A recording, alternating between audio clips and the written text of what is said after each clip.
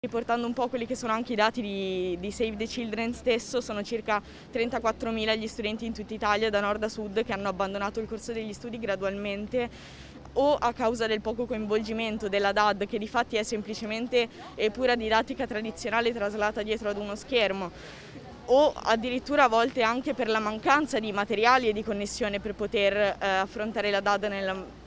nel modo più ottimale possibile. Anche a Venezia questa mattina, come in altre città della nostra regione e in Italia, una rappresentanza simbolica del Sindacato degli Studenti Medi del Veneto si è ritrovata davanti alla sede della Regione Veneto a Palazzo Grandi Stazioni per far sentire la propria voce. Noi studenti abbiamo bisogno di essere ascoltati, perché ancora una volta ci ritroviamo in un rientro che di fatti non è un rientro, e devo ammettere ce lo aspettavamo, e in parte siamo anche felici di non rientrare perché la situazione sanitaria effettivamente non lo permette. Noi a scuola ci vogliamo tornare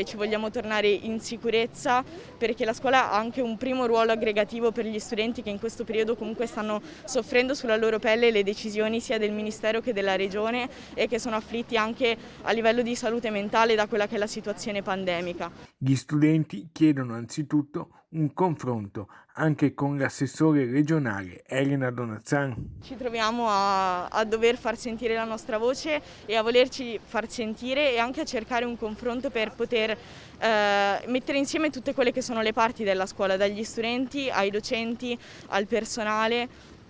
e insomma a tutte le istituzioni che ne fanno sicuramente parte, per trovare un modo migliore per tornare effettivamente a scuola il prima possibile in totale sicurezza. Abbiamo anche mandato una lettera alla stessa assessora Donazzan,